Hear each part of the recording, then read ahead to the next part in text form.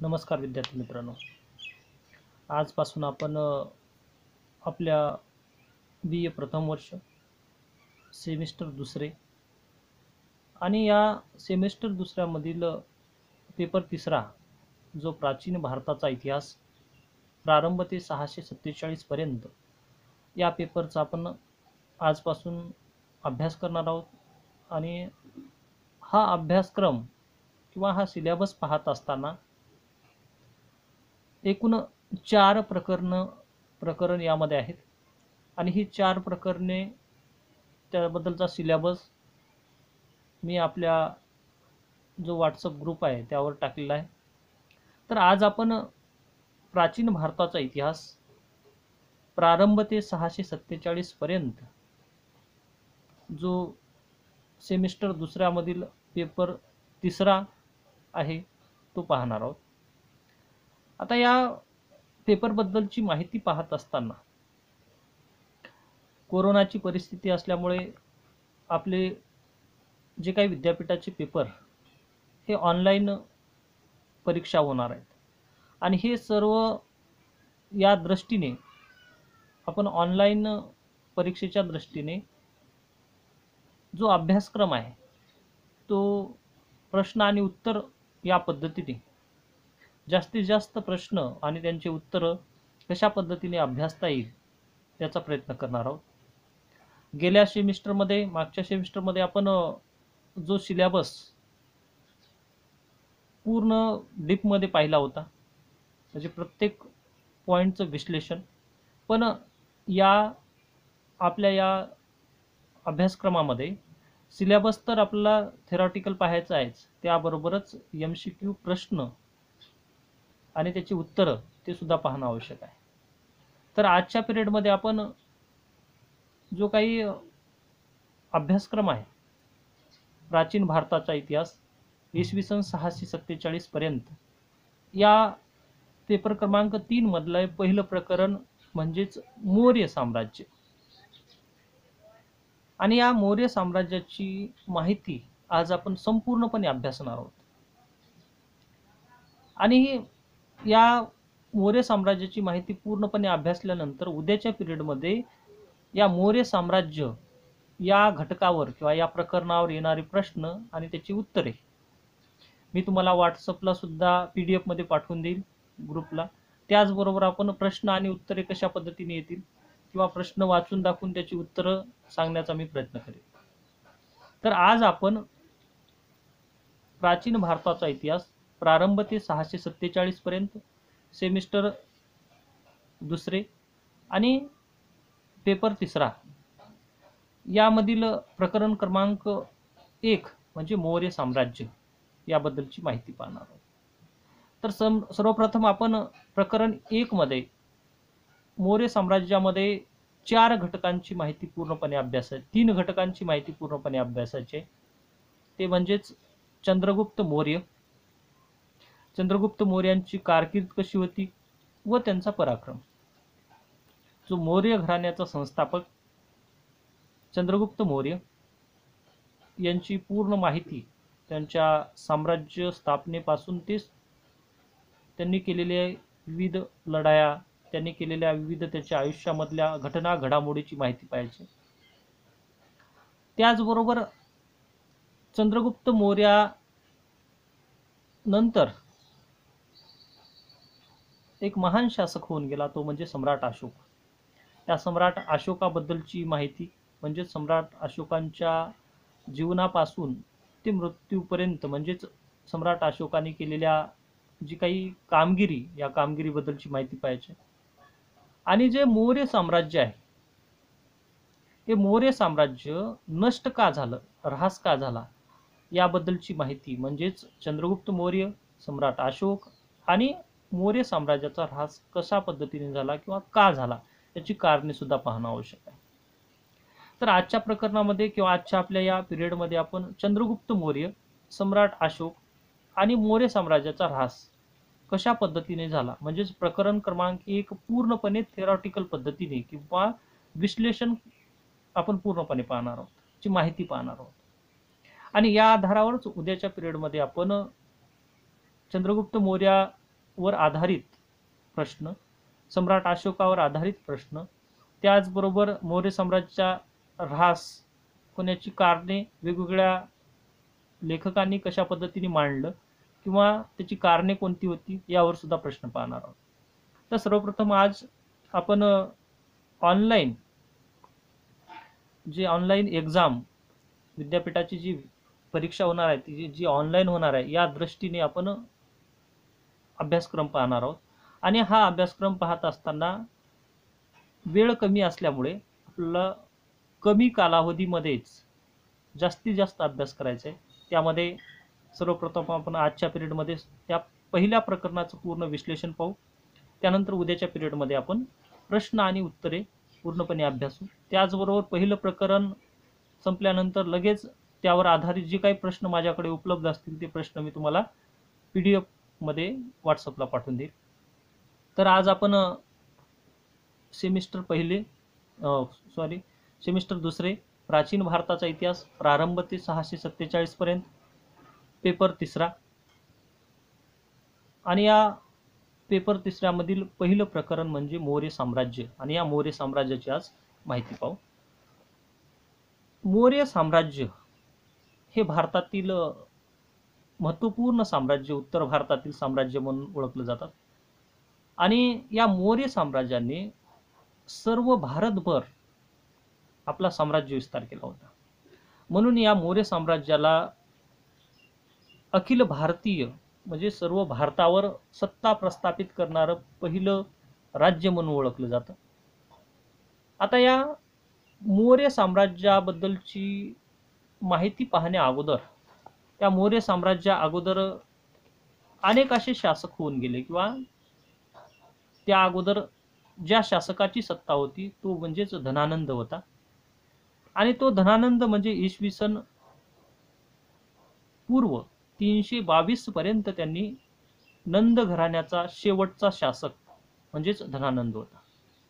म्हणजे मौर्य साम्राज्य अगोदर एक राजघराणं होऊन गेलं, त्यालाच त्या राजघराण्याला नंदवंश किंवा नंद राजघराणे म्हणून ओळखले जातं. आणि या नंद राजवंशाचा संस्थापक महानंद नावाचा व्यक्ती होता. महानंद नंतर महापद्यानंद नावाचा राजा होऊन गेला. त्यानंतर अनेक असे उत्तराधिकारी होत गेले. त्याच्यामध्ये शेवटचा जो नंद वंशाचा शासक होता तो म्हणजेच धनानंद. हा धनानंद हा शासक अन्यायी, अत्याचारी आणि जनतेवर एक सूड उगवण्याचं काम किंवा जनतेवर जास्त कर लादणं, जनतेकडून कामे करून घेणं किंवा जनतेवर अन्याय अत्याचार करणारा शासक म्हणून नावारूपाला आला होता. आणि त्याच कालखंडामध्ये चंद्रगुप्त मौर्य, आता चंद्रगुप्त मौर्य यांनी या धनानंदाचा पराभव करून स्वतःचं जे साम्राज्य निर्माण केलं आणि त्याच साम्राज्याला मौर्य साम्राज्य म्हणून नावलौकिक मिळत गेलं. आता या मौर्य साम्राज्याचा विचार करता मौर्य हे साम्राज्य अनेक वेगवेगळ्या इतिहासकारांनी वेगवेगळे मतांतर मांडलं गेलं की मौर्य साम्राज्य निर्माण जे झालं किंवा मौर्य साम्राज्याची जी निर्मिती किंवा मौर्य साम्राज्याचं नामकरण कसं झालं हे वेगवेगळ्या इतिहासकारांनी किंवा वेगवेगळ्या ग्रंथामध्ये वेगवेगळे मत मांडले गेले. मुद्रा राक्षस नावाच्या एका ग्रंथामध्ये चंद्रगुप्त मौर्य हा नंदाचा पुत्र म्हणून सुद्धा ओळखला जातो. त्याचबरोबर सेमेंद्र नावाच्या सोमदेव यांनी मांडलेल्या त्यामध्ये मांडलं की चंद्रगुप्त हा पूर्व नंदसूत म्हणजे नंदाचा पुत्र म्हणून ओळखला जातो. त्याचबरोबर जैन ग्रंथामध्ये एक स्त्रीचा पुत्र म्हणून मांडला गेला. त्याचबरोबर जैन ग्रंथात दुसऱ्या एका ग्रंथामध्ये मोर पाळणाऱ्या जो काही मुखिया किंवा गावाचा प्रमुख आहे त्याचा पुत्र म्हणून चंद्रगुप्ताला मानलं गेलं.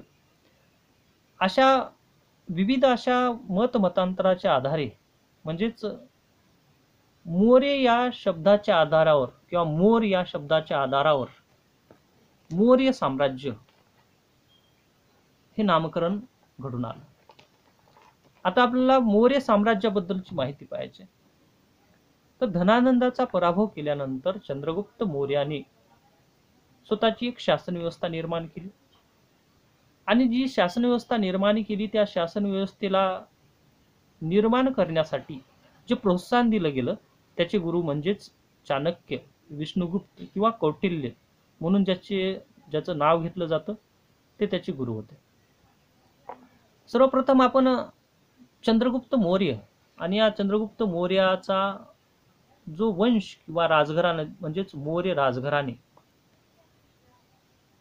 याचा विचार करत असताना चंद्रगुप्त मौर्य याचा कालखंड म्हणजेच इसवी सन पूर्व 322 ते 298 हा कालखंड हा चंद्रगुप्त मौर्याचा कालखंड आहे. चंद्रगुप्त मौर्य यांनी धनानंद जो अन्यायी अत्याचारी शासक नंद घराण्याचा शेवटचा शासक होता, इसवी सन पूर्व 322 मध्ये चंद्रगुप्ताने आपले गुरु जे गुरु चाणक्य, विष्णुगुप्त किंवा कौटिल्य एकाच नावाने ज्याला ओळखलं जातं यांच्या मदतीने धनानंद नावाच्या नंद वंशाच्या शासकाचा पराभव केला आणि आपल्या सैन्य शक्तीच्या बळावर किंवा सामान्य जनमानसाला एकत्र करून नंद वंशाची अत्याचारी शासन व्यवस्था पूर्णपणे नष्ट केली. आणि ही शासन व्यवस्था नष्ट केल्यानंतर त्यांनी मौर्य नावाचा वंश निर्माण केला.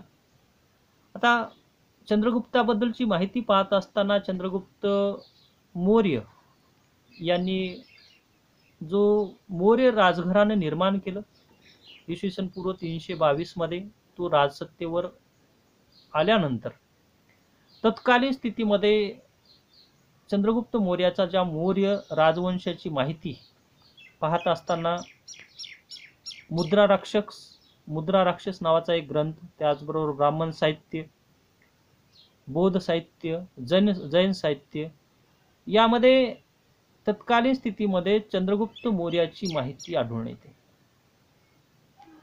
त्याचबरोबर जस्टिन असेल, स्ट्रेबो, येरियन इत्यादी जे काही तत्कालीन स्थितीमधले जे काही लिखाण करणारे किंवा जे काही लेखक म्हणून ओळखले जात होते किंवा त्यांनी लिखित केलेल्या त्यांची जी काही ग्रंथ असतील यामध्ये चंद्रगुप्त मौर्य याला सेंड्रोकोटस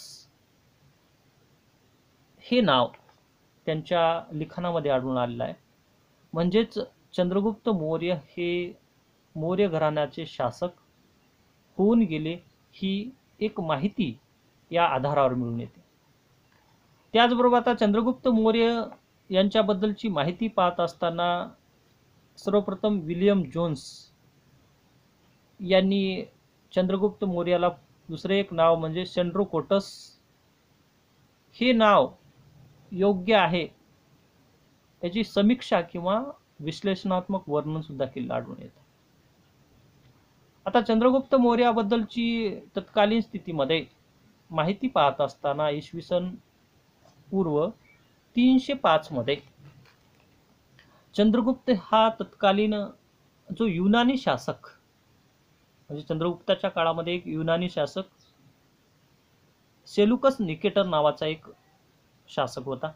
त्या शासकाचा पराभव करण्याचं काम सुद्धा चंद्रगुप्त मौर्याने केलं होतं. आणि चंद्रगुप्त मौर्याने भारतभर तर सत्ता निर्माण केलीच, त्याचबरोबर विदेशात सुद्धा विदेशी जे शासक होते त्यांचा सुद्धा बंदोबस्त केला होता. आणि त्याचाच परिणाम म्हणजेच जो काही सेलुकस निकेटर इसवी सन पूर्व 305 मध्ये त्याचा पराभव झाल्यानंतर तत्कालीन स्थितीमध्ये सेलुकस निकेटर हा सर्वप्रथम काबूल मार्ग सिंधकडे आला आणि त्यांनी चंद्रगुप्त मौर्याचा पराभव करण्याचा प्रयत्न केला, पण त्यामध्ये सेलुकस निकेटरचा पराभव झाला. शेवटी चंद्रगुप्त मौर्याचं आधिपत्य मान्य करून सेलुकस निकेटरने युद्धाच्या मोबदल्यात किंवा आपला पराभव पत्कारून त्यांनी 500 हत्ती हे चंद्रगुप्त मौर्याला दिले. त्याचबरोबर त्यांनी स्वतःची मुलगी हेलेना, स्वतःच्या मुलीचा विवाह हा चंद्रगुप्त मौर्याशी लावून दिला. म्हणजेच विदेशी शासकावर नियंत्रण प्रस्थापित करणारा शासक म्हणून चंद्रगुप्ताची एक ओळख निर्माण झाली. आणि चंद्रगुप्ताने तत्कालीन स्थितीमध्ये कंधार असेल, काबूल असेल, बलुचिस्तान असेल, अशा वेगवेगळ्या प्रदेशामध्ये स्वतःची शासन व्यवस्था निर्माण केली. म्हणजेच भारत आणि भारताबाहेर सुद्धा सत्ता प्रस्थापित करणारा पहिला शासक म्हणजे चंद्रगुप्त मौर्य याला ओळखलं जातं. त्याचबरोबर तत्कालीन स्थितीमध्ये भारतातले विविध भाग असतील, त्यामध्ये बंगाल, त्याचबरोबर दक्षिण भारत असेल, त्याचबरोबर भारतातले जे काही प्रदेश, म्हणजेच चंद्रगुप्त मौर्य याच्या कालखंडामध्ये 6 लाख सैन्य घेऊन तो भारतभर त्यांनी विजय मिळवण्याचं काम चंद्रगुप्त मौर्याने केलं. आणि या विजयाच्या पार्श्वभूमीमध्ये त्याला मार्गदर्शन करणारे त्याचे गुरु म्हणजेच चाणक्य यांनी मार्गदर्शन केलं होतं. आणि त्यामुळेच मौर्य साम्राज्य हे भारतभर पसरण्यास मदत झालं होतं. तमिळ ग्रंथावरून म्हणजेच अहनानूर आणि पुरनानूर आणि सम्राट अशोकाच्या विविध शिलालेखावरून समजतं की मौर्य साम्राज्य हे चंद्रगुप्ताच्या शासन काळामध्ये सर्वदूर पसरलं गेलं.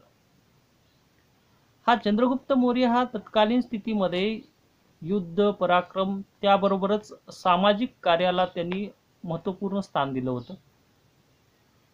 म्हणूनच त्यांनी सुदर्शन झील, जे गिरनार नावाचं क्षेत्र, या ठिकाणी एक सुदर्शन नावाची झील तयार केली.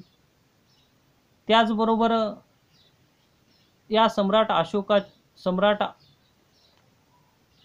चंद्रगुप्त मौर्य यांनी तत्कालीन स्थितीमध्ये वेगवेगळे सामाजिक क्षेत्रामध्ये काम करण्याचं काम केलं.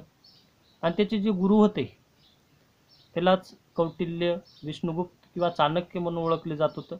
त्यांनी अर्थशास्त्र नावाचा एक ग्रंथ लिहिला आणि या ग्रंथाच्या आधारावर त्यांनी आपली स्वतःची राजशासन व्यवस्था किंवा राज्यव्यवस्था चालवण्याचा प्रयत्न केला. हा चंद्रगुप्त मौर्य म्हणजेच तत्कालीन स्थितीमध्ये विदेशी शासक सेल्युकस निकेटरचा पराभव केला. आणि निकेटरचा पराभव केल्यानंतर सेल्युकसने आपला एक राजदूत, तत्कालीन स्थितीमध्ये मॅगस्थनीस नावाचा एक राजदूत, हा सेल्युकस निकेटरच्या राजदरबारामध्ये पाठवला. आणि त्यांनी चंद्रगुप्त मौर्याच्या कालखंडामध्ये घडलेल्या घटना, घडामोडी या सर्व बाबीची माहिती एका ग्रंथात मांडलं. आणि तो ग्रंथ म्हणजेच सेल्युकस निकेटरचा राजदूत, जो चंद्रगुप्त मौर्याच्या कालखंडामध्ये जो भारतात आला होता आणि त्यांनी भारतातली पाहिलेली सर्व काही माहिती, चंद्रगुप्त मौर्याचं साम्राज्य, स्थान, विस्तार, त्याचबरोबर त्याचे पराक्रम, या सर्व बाबीची माहिती मेगस्थनीस नावाच्या व्यक्तीने इंडिका नावाच्या ग्रंथामध्ये मांडलं. आणि हा मेगस्थनी इसवी सन पूर्व 304 ते 299 पर्यंत, म्हणजे चंद्रगुप्त मौर्याच्या मृत्यूपर्यंत तो भारतामध्ये होता. आणि त्यांनी हा ग्रंथ मांडला आणि या ग्रंथामध्ये सर्व बाबीचे विश्लेषण केलेलं आढळून येतं.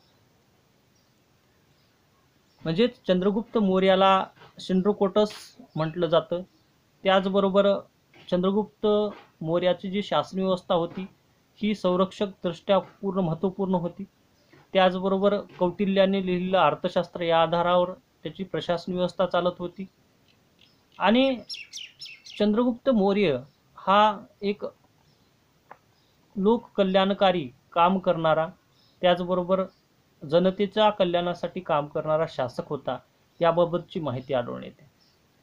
त्याचबरोबर चंद्रगुप्त मौर्याबद्दलची माहिती पाहत असताना तत्कालीन स्थितीमध्ये चंद्रगुप्त मौर्य यांनी आपल्या उर्वरित जे आयुष्य होतं, या आयुष्याच्या कालखंडामध्ये, म्हणजे शेवटच्या आयुष्याच्या कालखंडामध्ये चंद्रगुप्त मौर्यांनी आपलं जे जीवन होतं हे ध्यानधारणा तपस्या करण्यासाठी व्यतीत करण्याचा प्रयत्न केला. आणि चंद्रगुप्त मौर्य हा जैन धर्माचं अनुकरण करणारा किंवा जैन धर्माचा पूजक म्हणून ओळखला जातो. आणि त्यांनी आपल्या पुत्राकडे त्यांनी साम्राज्य सोपवलं आणि तो आपल्या उर्वरित आयुष्य व्यतीत करण्यासाठी म्हणून जे काही तत्कालीन स्थितीमध्ये जैन धर्माची दीक्षा घेतली आणि जैन साधू भद्रभाऊ नावाच्या व्यक्तीकडून दीक्षा घेतल्यानंतर श्रवणबेळगाव जे म्हैसूर या ठिकाणी आहे, या ठिकाणी जाऊन इसवी सन पूर्व 298 मध्ये उपवास व ध्यानधारणा करण्यास प्रारंभ केला आणि त्यामध्ये त्याचं आयुष्य पूर्णपणे त्याचा त्या ठिकाणीच मृत्यू झाला. असा होता हा चंद्रगुप्त मौर्य. आणि या चंद्रगुप्त मौर्याने केलेले जे काही कार्य होतं किंवा चंद्रगुप्त मौर्यांनी मौर्य साम्राज्याची निर्मिती केली, विदेशी शासकावर नियंत्रण प्रस्थापित केलं, भारतातल्या सर्व भागावर सत्ता प्रस्थापित केली, असा हा पराक्रमी शासक म्हणून चंद्रगुप्त मौर्याला ओळखलं जातं. आणि या चंद्रगुप्त मौर्याची जी माहिती किंवा चंद्रगुप्त मौर्य आणि त्या चंद्रगुप्त मौर्याबद्दलची माहिती पाहत असताना तत्कालीन स्थितीमध्ये या मौर्य साम्राज्याची माहिती पाहण्यासाठी आपल्याला जे आवश्यक साधने आढळून येतात, त्यामध्ये जे कौटिल्याचं अर्थशास्त्र, यामध्ये चंद्रगुप्ताच्या साम्राज्याची माहिती मिळते. जो सेल्युकस निकेटरचा राजदूत होता मेगस्थनीस, त्याने इंडिका नावाचा ग्रंथ लिहिला. त्याचबरोबर मुद्रा राक्षस नावाचा एक ग्रंथ आहे, तो विशाखा दत्त नावाच्या व्यक्तीने लिहिला. त्यामध्ये सुद्धा चंद्रगुप्त मौर्याच्या साम्राज्याची माहिती मिळते. त्याचबरोबर सम्राट अशोक यांचे जे शिलालेख सापडले गेले, त्यामध्ये सुद्धा मौर्य साम्राज्याची माहिती मिळते. त्याचबरोबर दीपवंश व महावंश यामध्ये सुद्धा माहिती मिळून येते. त्याचबरोबर तत्कालीन स्थितीमध्ये जे उत्खनात सापडलेले मगध, पाटलीपुत्र या ठिकाणचे जे अवशेष आहेत, यावरून मौर्य साम्राज्याची माहिती मिळते. म्हणजेच मौर्य घराण्याचा संस्थापक चंद्रगुप्त मौर्य, जो इसवी सन पूर्व 322 ते 298 पर्यंत ज्यांनी राज्य केलं, मौर्य साम्राज्याची स्थापना केली, याबद्दलची आपण माहिती पाहिली. आणि यानंतर आपण दुसरा पॉइंट म्हणजेच याच प्रकरणामधील चंद्रगुप्त मौर्यानंतर माहिती पाहिल्यानंतर दुसरा पॉइंट आहे तो म्हणजेच जो काही सम्राट अशोकाची जे काही कारकीर्द व पराक्रम कशा पद्धतीने होतं याबद्दलची माहिती पाहणार आहोत. तर सर्वप्रथम आपण मौर्य साम्राज्यातला हा दुसरा शासक, जो पहिला शासक मौर्य साम्राज्याचा संस्थापक चंद्रगुप्त मौर्य, याबद्दलची आत्ता माहिती पाहिली. आता दुसरा जो शासक आहे तो म्हणजे सम्राट अशोक. आणि या सम्राट अशोकाच्या कालखंडामध्ये मौर्य राजवंश हे प्रगतीपथावर आलं आणि या मौर्य साम्राज्याचा विस्तार वाढला गेला. ज्या पद्धतीने चंद्रगुप्त मौर्याच्या कालखंडामध्ये राज्य वाढलं होतं, त्याच पद्धतीने तत्कालीन स्थितीमध्ये सम्राट अशोकाच्या कालखंडामध्ये सुद्धा साम्राज्य वाढलं गेलं. आता सम्राट अशोकाबद्दलची माहिती पाहण्या अगोदर आपण जो इसवी सन 322 ते तत्कालीन स्थितीमध्ये 322 ते 298 या कालखंड म्हणजे चंद्रगुप्त मौर्याचा कालखंड. मग 298 नंतर इसवी सन पूर्व 299 ते 274 हा कालखंड, 73-74 हा चंद्रगुप्त मौर्याचा पुत्र म्हणजेच बिंदुसार. चंद्रगुप्त मौर्याने आपल्या शेवटच्या आयुष्यामध्ये आपल्या पुत्राकडे म्हणजेच बिंदुसाराकडे पूर्ण राज्य सोपवलं आणि श्रवणबेळगाव म्हैसूर या ठिकाणी जैन धर्माच्या नुसार ध्यानधारणा तपस्या करण्यात जीवन व्यतीत केलं आणि त्या ठिकाणी त्याचा मृत्यू झाला. म्हणजे चंद्रगुप्त मौर्याने आपल्या शेवटच्या आयुष्यामध्ये किंवा शेवटच्या घटकेमध्ये त्यामध्ये मौर्य साम्राज्याची पूर्ण सत्ता बिंदुसाराकडे सोपवली आणि बिंदुसाराने राज्यकारभार म्हणजेच इसवी सन 299 ते 294 पर्यंत पाहिलं. आणि त्यानंतर जो शासक किंवा बिंदुसाराचा पुत्र म्हणजे सम्राट अशोकाला जो चंद्रगुप्त मौर्याचा नातू होता, ज्यांनी मौर्य साम्राज्याची स्थापना केली, तो चंद्रगुप्त मौर्य, त्याचा पुत्र बिंदुसार, आणि त्यानंतर आलेला शासक म्हणजे सम्राट अशोक. आणि त्याचा कालखंड म्हणजे इसवी सन पूर्व 274 ते 232 पर्यंतचा कालखंड. आता या कालखंडाचा विचार करता सम्राट अशोक हा बिंदुसाराचा पुत्र म्हणून ओळखला जात होता. बिंदुसाराच्या कालखंडाचा विचार करता किंवा सम्राट अशोकाच्या कालखंडाचा विचार करता बिंदुसाराला सुसीम, अशोक, तिष्य नावाचे 3 पुत्र होते. अशोक हा 2 नंबरचा पुत्र होता. तत्कालीन स्थितीमध्ये म्हणजेच बिंदुसाराच्या शासन काळामध्ये तक्षशिला या ठिकाणचा शासक म्हणून सुसीम याला बिंदुसाराने नेमलं आणि सम्राट अशोकाला उज्जैनचा शासक म्हणून नेमलं होतं. पण या 3 भावामध्ये बिंदुसाराच्या नंतर साम्राज्य मिळवण्यासाठी एक सत्ता संघर्ष निर्माण झाला आणि अशा स्थितीमध्येच जो सम्राट अशोक यांनी आपल्या पूर्ण भावाचा किंवा आपल्या जे विरोधक होते त्याचा पूर्ण नाश करून राजा बनण्याचं म्हणजेच बिंदुसारानंतर मौर्य साम्राज्याचा शासक म्हणून सम्राट अशोक बनला गेला. आता सम्राट अशोकाची माहिती पाहत असताना बिंदुसाराच्या मृत्यूनंतर सम्राट अशोक मौर्य साम्राज्याची शासन व्यवस्था किंवा राजगादी मिळवण्याचा त्याने प्रयत्न करायला सुरुवात केलं. यामध्ये बिंदुसाराच्या जे पुत्र होते तत्कालीन स्थितीमध्ये बौद्ध ग्रंथानुसार जो सम्राट अशोकाचे वडील म्हणजेच बिंदुसार, या बिंदुसाराला एकूण 16 राण्या आणि 101 पुत्र होते असं मानलं जातं बौद्ध ग्रंथानुसार. आणि या 16 राण्यापैकी उत्तर भारतातील अशोकाची माता म्हणजेच सुभद्रांगी, तर दक्षिण भारतामध्ये त्याच स्त्रीला धर्मा नावाने ओळखलं जातं, ही सम्राट अशोकाची आई होती. जो अशोक अवंतीचा शासक म्हणून म्हणजेच उज्जैनचा राज्यकारभार पाहत होता बिंदुसाराच्या शासन काळामध्ये. आणि अशा स्थितीमध्ये तत्कालीन स्थितीमध्ये राज्यामध्ये जी विद्रोहाची परिस्थिती निर्माण झाली होती त्यावेळेस ती विद्रोहाची परिस्थिती पूर्णपणे बंदोबस्त करण्याचं काम सुद्धा सम्राट अशोकाने केलं होतं. हा सम्राट अशोक याच्या पत्नीचं नाव महादेवी आणि सम्राट अशोकाला एक मुलगा आणि एक मुलगी होती. एका मुलाचं नाव महेंद्र आणि मुलीचं नाव संघमित्रा. बिंदुसाराच्या मृत्यूनंतर सम्राट अशोकाच्या म्हणजे सम्राट अशोकाने मौर्य साम्राज्याची शासन व्यवस्था मिळवण्यासाठी तत्कालीन स्थितीमध्ये राधागुप्त आणि खल्लाटक नावाचे 2 जे अमात्य म्हणजेच राज्यकारभाराला मदत करणाऱ्या 2 व्यक्तीच्या मदतीने मौर्य साम्राज्याची पूर्ण सत्ता मिळवण्याचा प्रयत्न केला. आता सम्राट अशोकाला चंडाशोक सुद्धा म्हटलं जातं, कारण स्वतःच्या 99 भावाची हत्या करून सत्ता मिळवलेला शासक म्हणून सुद्धा त्याला ओळखलं जातं.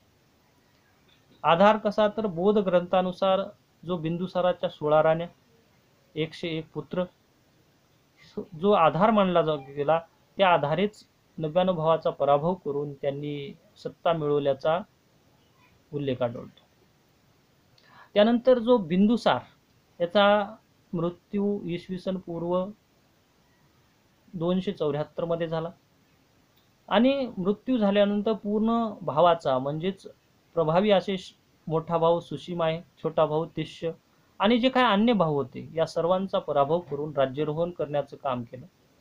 म्हणजेच सम्राट अशोकाने राज्यारोहण किंवा राज्याभिषेक होण्यासाठी 4 वर्ष लागली.